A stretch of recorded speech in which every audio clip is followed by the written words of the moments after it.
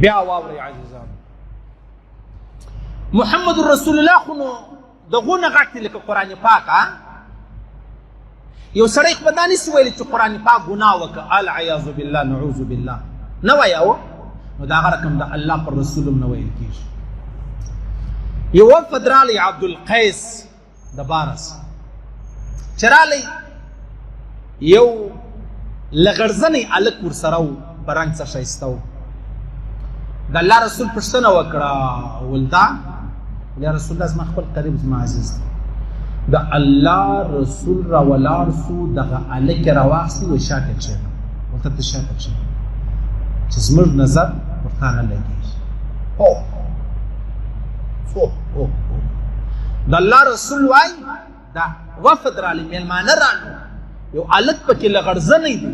زه دا پښتو تورې وایم، زه دونه شرمېږم، ما په زړه یو الله خبر دی، خو زه به تا اګاه کم، زه به دې د معاشرې څخه اګاه کم. نو دا هلک یې شاته کښېنه چې موږ دې وینو نه. ښه اوس څنګه خبره ده عزیزانو؟ اوس به یو سړی څه وایي؟ اوس په دا واله زه څه ووایم؟ زه څه ووایم؟ معاشره ټوله زناکاره دي. او چې په کم قوم کې لواطت عام سو، لواطت هغه قوم څه الله بیا لاس واخلي چې په هر واده کې شله کې هلاکېدل، الله وایي تباه سي، برباد سي. چې په کم قوم کې لواطت ډېر سي، رخشو والا نه سره پېژنو، کمرو والا چې پکې رایي، یو سړی ناحساب، هغه زه نن درته وایم، هر ورځ بیا مه راته وایه، یو سړی ناحسابه کوي، بیا وخت نشته.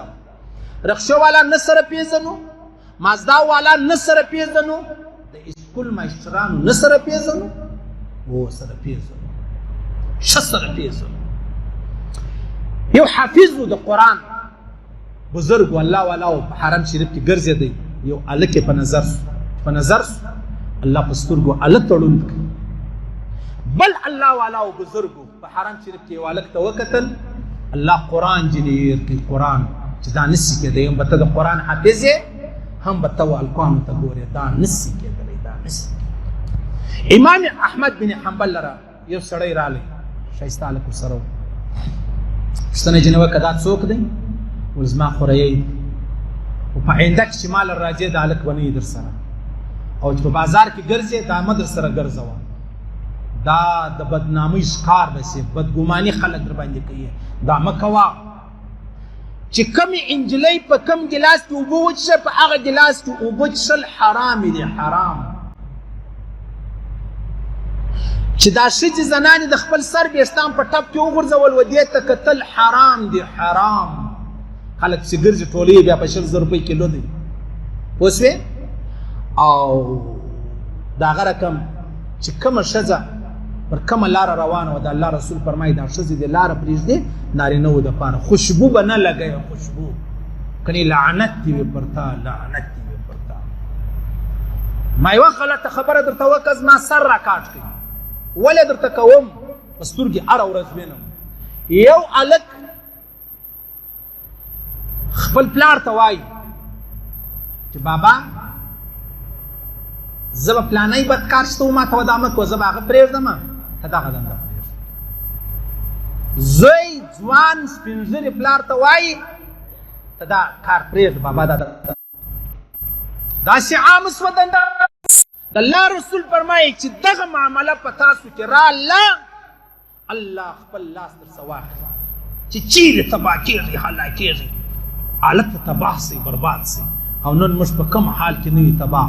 افغانستان څونه دی تباه، موږ څونه یو تباه. پسې ګورئ، پسې ګورئ، مخ ته پسې ګورئ چې څه به پېښېږي. دا د الله رسول ان اخوف ما اخاف على امتي، زمرم زه روان یم زما پر امت چې زه ډېر بیریږم من عمل قوم لوط، د لوط علیه السلام د قومي چمونه چې څوک کوي.